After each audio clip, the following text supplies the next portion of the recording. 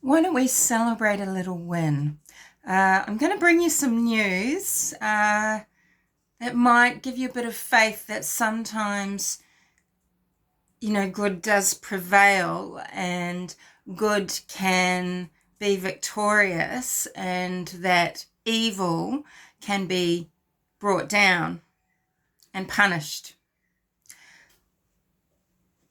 If you are someone that has your own YouTube channel that you upload to, because I'm going to use words in full, YouTube's not going to like it, so they're not going to tell many people about my videos, so they're not going to help me spread this good news.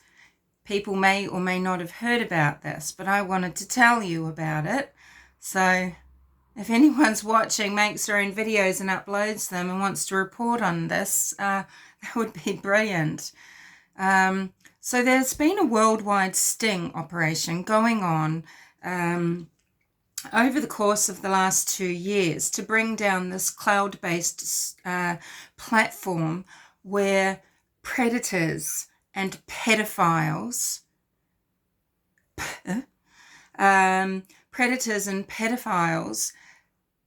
share child abuse images and videos. And not only are some of these people that have been involved in the sharing and the spreading and the selling, they've also been making videos. Now, to make these videos, you have to be in contact and in control of children, don't you? So this is, trafficking. This is a type of trafficking, and it's often a domestic problem where a child is in their very own home, or someone they know, or someone their supposed guardians know, and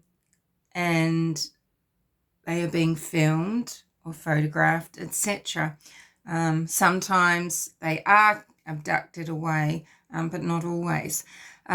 So these predators and pedophiles that were actually making the material themselves, not only sharing it, well, the culmination of this operation is that 153 children have been rescued.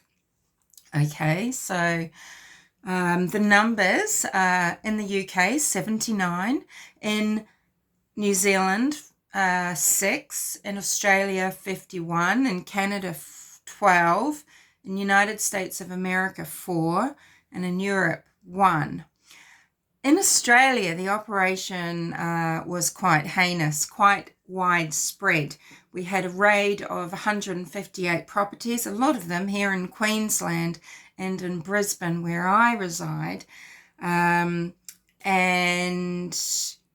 this resulted in 121 people being taken away and 103 being arrested. The arrests, the numbers of people arrested who are going to be charged with these crimes, the crimes of sharing this child abuse material, or indeed being the producers of this material as well.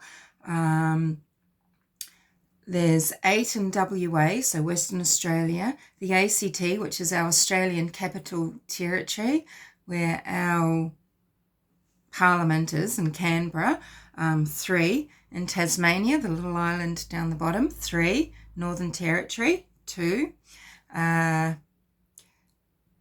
New South Wales, 17, South Australia, 12, and Queensland, 58.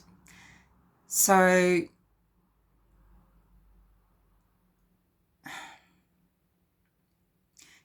this many people, it represents a lot of harm, doesn't it? It represents, on average, 100 charges per person. There's around 1,200 charges that have been laid against these 103 douchebags. So actually, have I done the math wrongly? I think I have.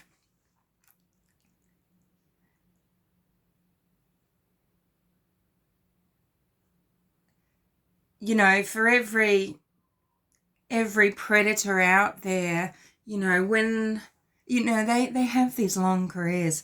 Some of these guys, I saw some footage of people being arrested in Brisbane, and you know, these guys aren't all like just these, you know, old men, right? A lot of people that are predators are in their 20s, teenagers, 20s, 30s. We had a young man who was a well-known television host here in Australia. He hosted our version, I think it was the Antiques Roadshow, and he looked very fresh-faced, in his early 30s, I think, and he was arrested on child pornography charges. It would have been many years ago now, but, you know, people are shocked, right? It's not the image that people have in their mind.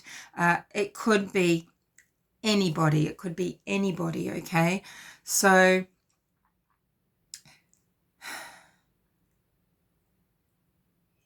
this is huge.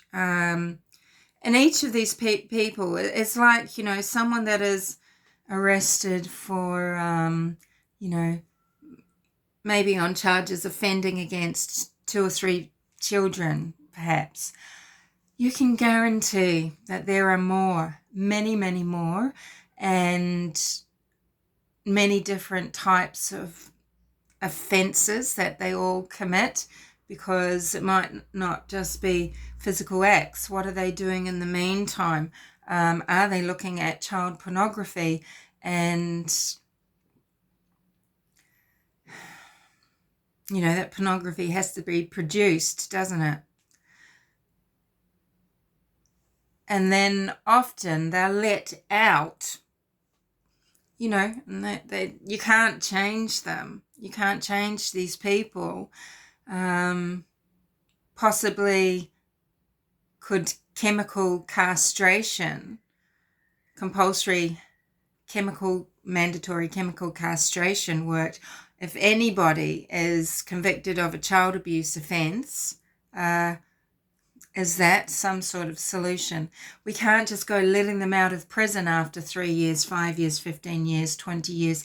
And some of them are coming out of prison in their 40s or 50s, still extremely capable of heinous crimes, physically and mentally. And often, you know, it's like with rapists. People come out of prison and they offend very quickly, often, once they're free. Sometimes that very day they are set free. We really need to consider more effective ways of keeping our community safe, so that citizens can just live our lives, our anonymous lives, where we make our own moral choices, our own choices about our lifestyle, without harassment and with freedoms, because we know motherfuckers are going to be taken away out of our privilege system. You know, living on planet Earth here, it is our human birthright.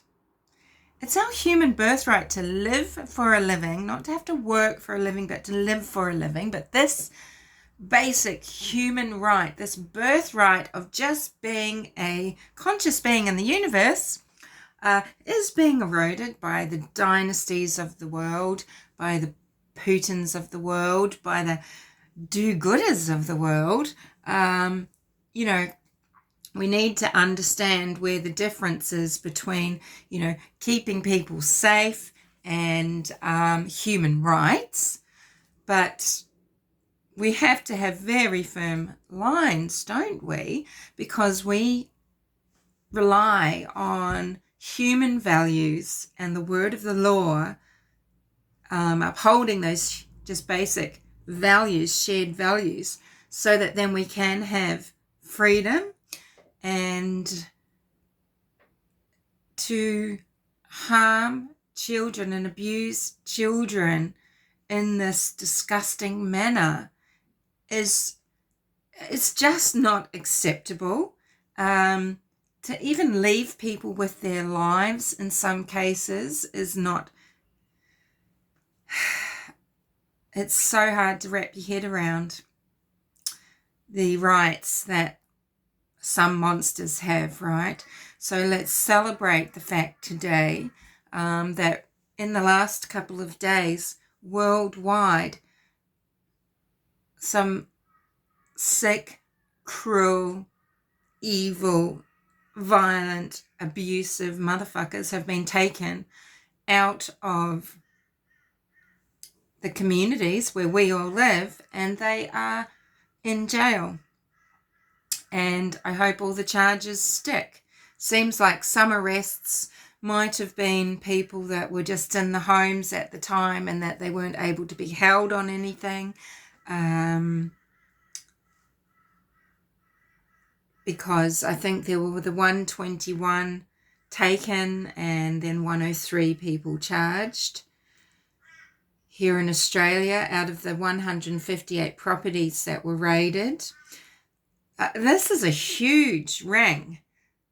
With this many people facilitating the distribution of this disgusting material, this harmful material, this denigrating material, this degrading, humiliating material, you can imagine just how many people around the world, are into it, right? It's a lot. It's a lot. So I guess we're going to start getting a lot more news about this and learning more about it, how they've been operating, who they are. They're just scumbags. They're dirtbags. And you can see on the footage that was available here in Australia, at least, you can tell the people that make your skin crawl. You just know sometimes. I know that there's these hiding in plain sight sort of people, but sometimes things just ooze out of people's pores, doesn't it? Their sickness, and you can see it in their eyes.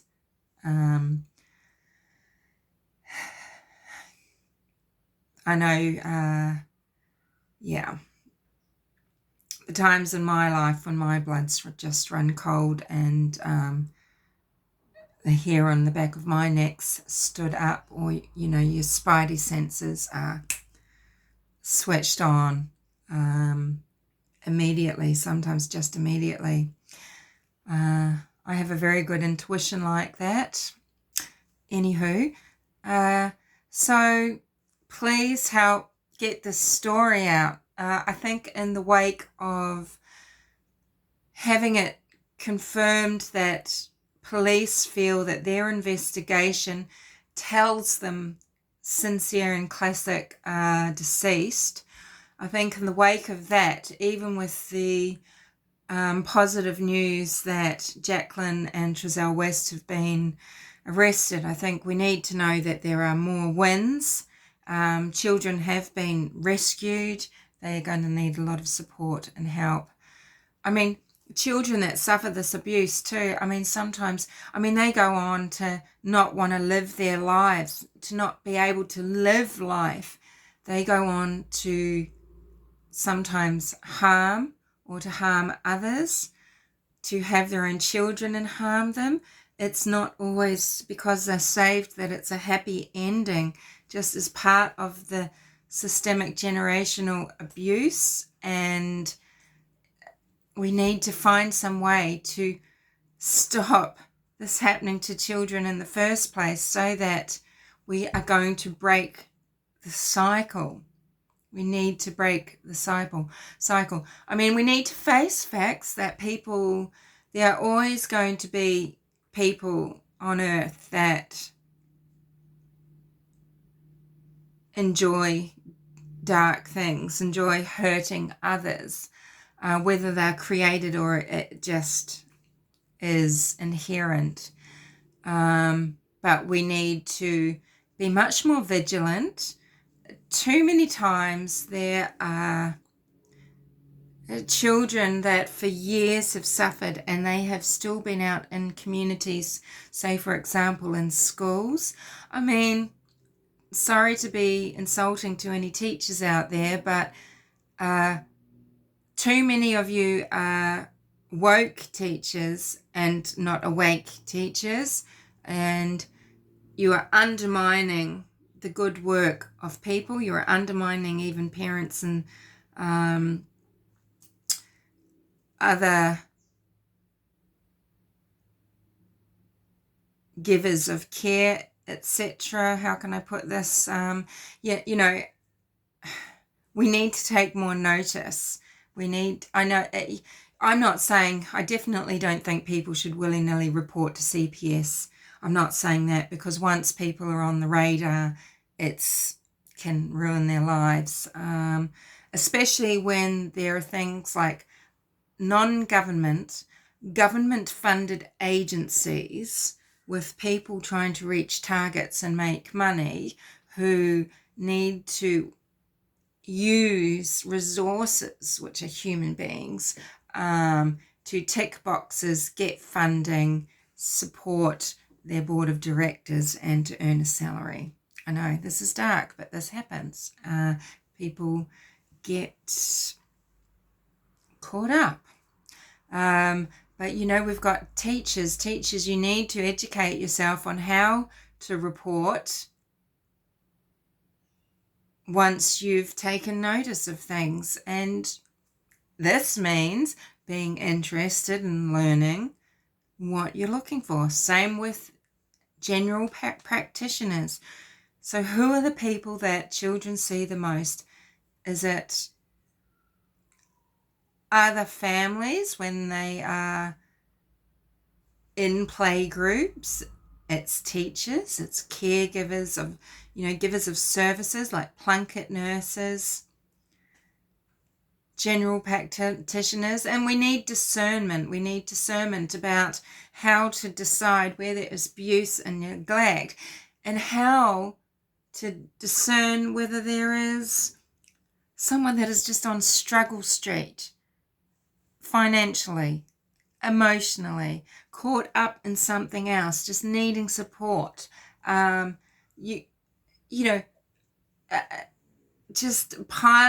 Abusing someone who is going through trauma and needs support by reporting them isn't help, is it? We need to know how to recognize what to give, what to do. If you are in any role that is front-facing with people, coming across a broad spectrum of people, maybe you work in a medical office, maybe you work in some sort of service provider, you must educate yourself on every single other service provider in your city, and you must network. You must know what's available.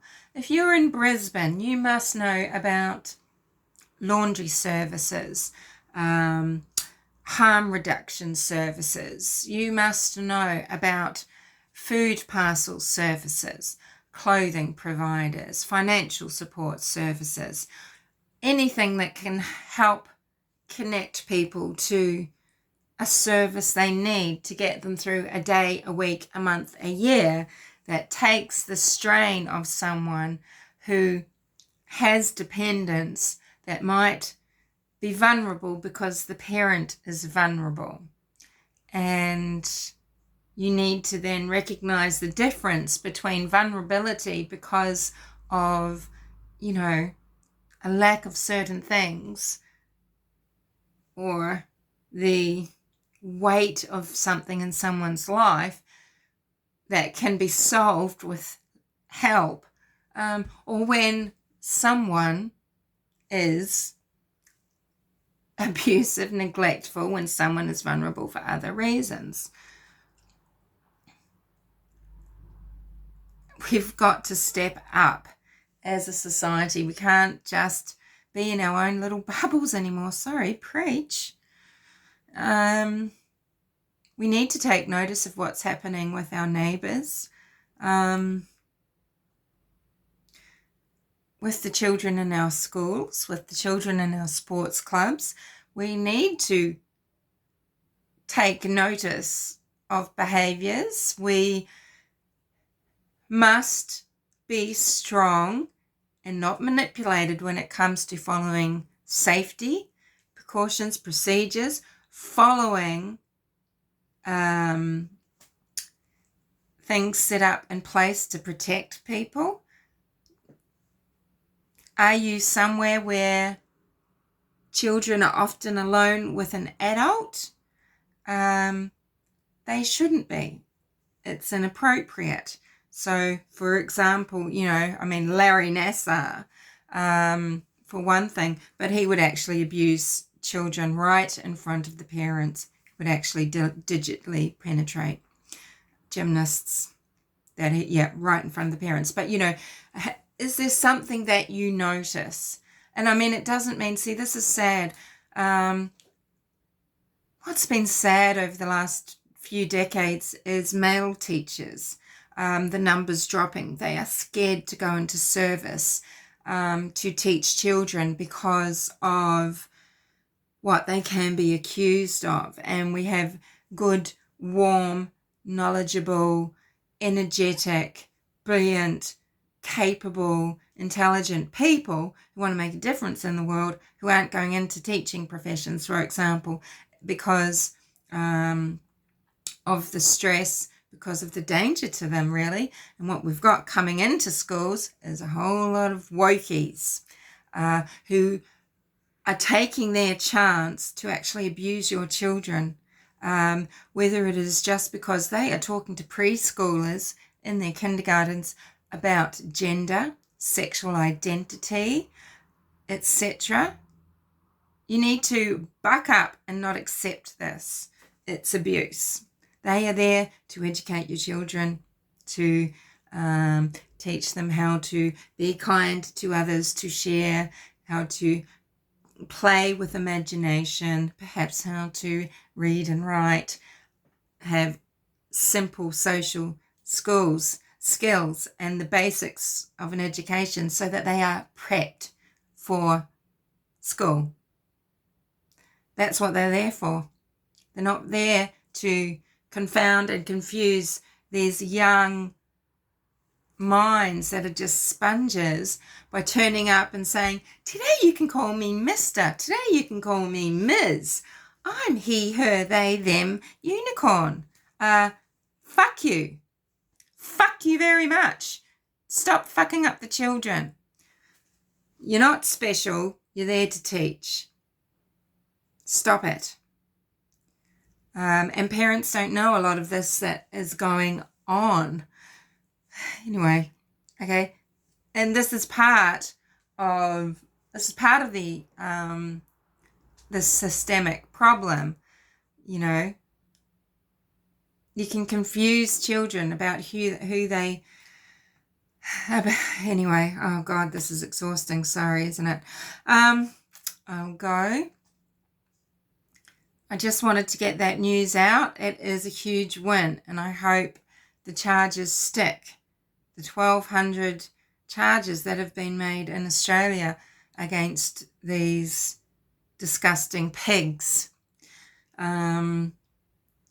Here's to the 158 children being rescued, being okay, getting the actual help they need. And perhaps some of these children are able to help more children with the information that they have. And yeah, well done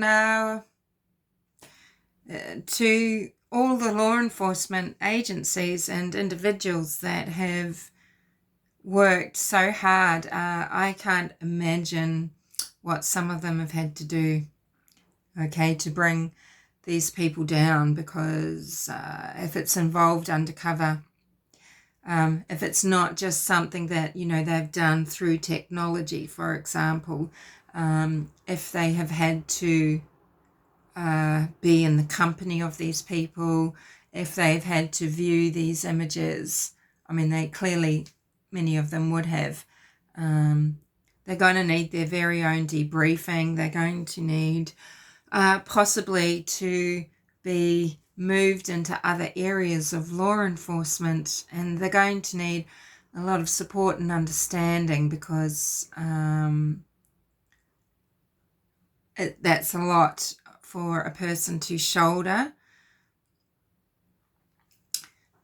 You know, these things do damage people in ways, and it can be in really unexpected ways as well.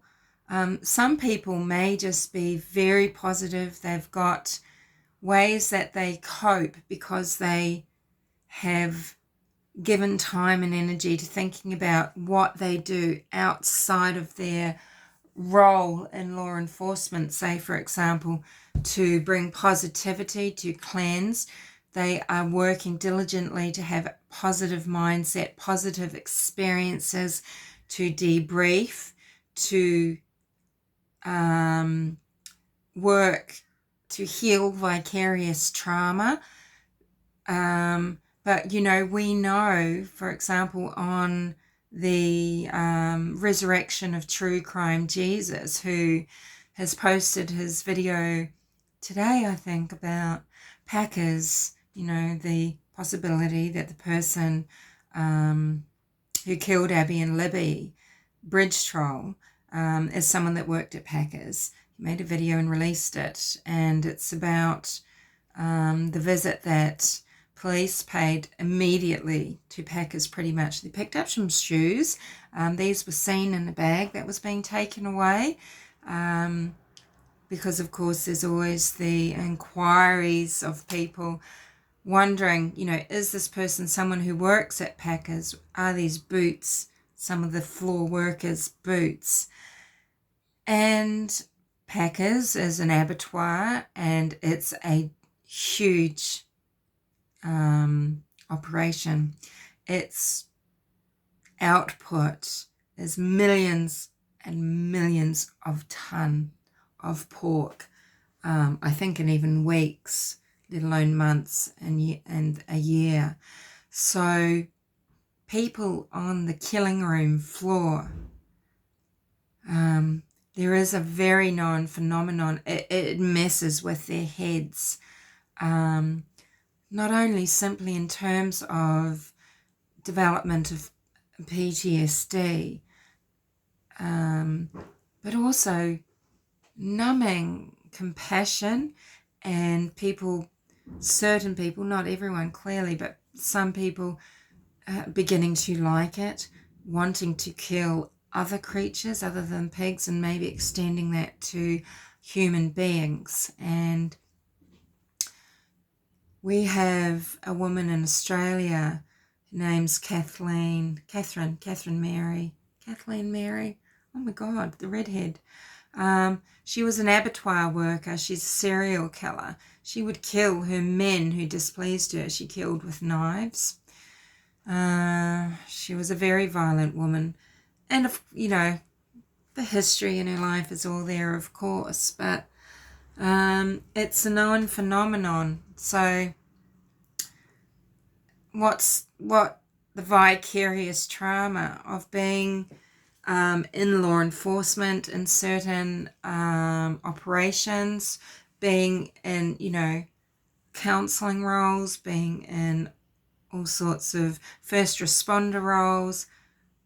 These have violent effects on someone's psyche, and not everyone's able to cope. Sometimes they need to leave a profession that they love. Sometimes they stay in a profession way too long. Sometimes they never get the help they need. Sometimes they get excellent help. Sometimes people don't have the support that they need. And sometimes they actually turn to violence and crime themselves. And this, yeah, it is a possibility in the Delphi murders that the person that murdered Abby and Libby has a penchant for killing, maybe not just from being a hunter, but actually because they kill for a living.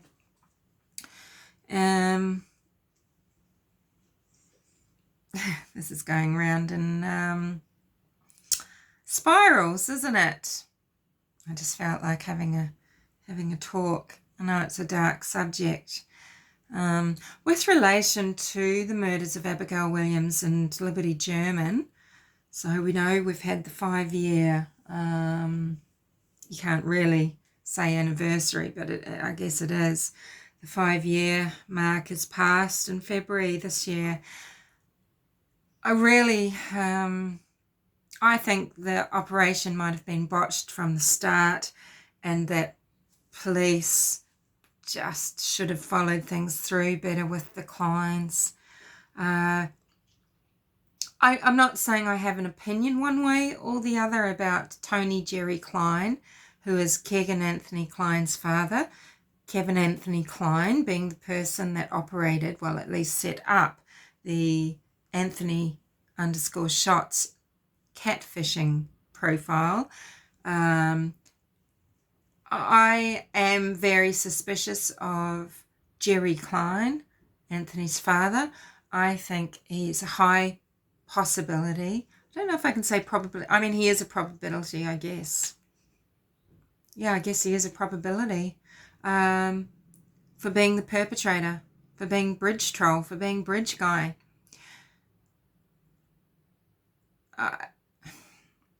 And how in God's name, and I very rarely say that expression, and it's not because of particular beliefs of mine. I, number one, want to be respectful, even though I swear, but also I really hate blasphemy. But, and I guess saying in God's name, it's not blasphemy, but how in God's name, when police were onto the Kleins pretty much immediately, how in God's name did they let that go if it turns out that they, one or the other, both together, are the perpetrators?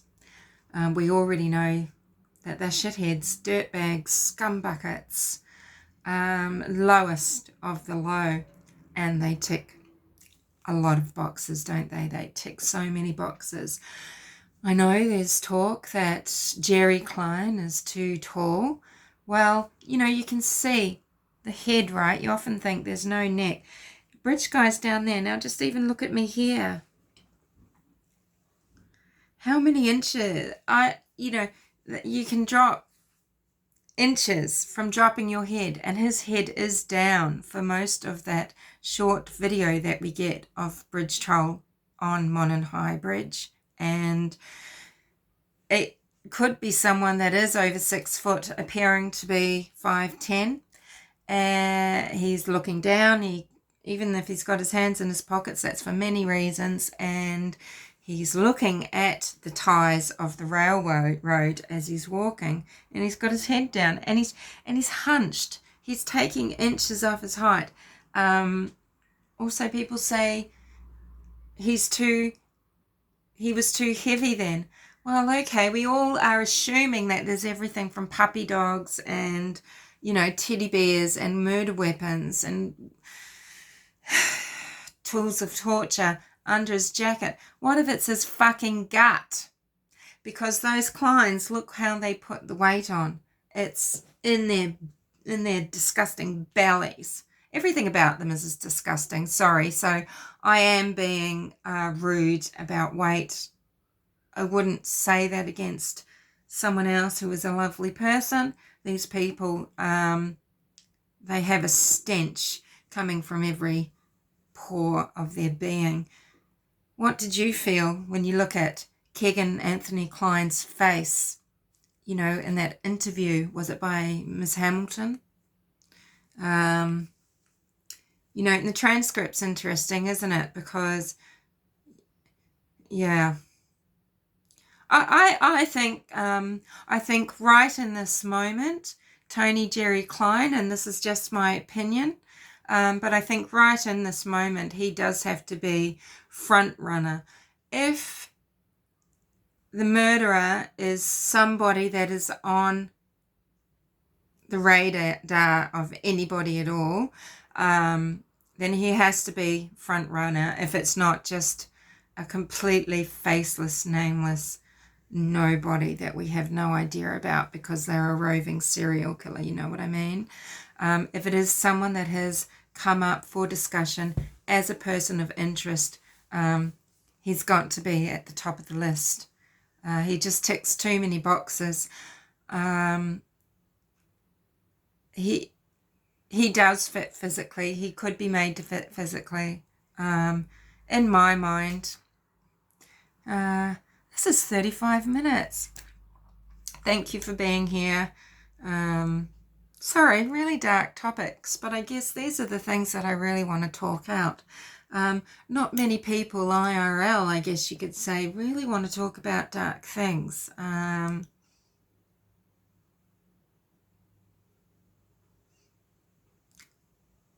Or if they are clued into a lot of things and the way the world works, it might not necessarily be the cases that I follow. So thanks for being here. Thanks for listening.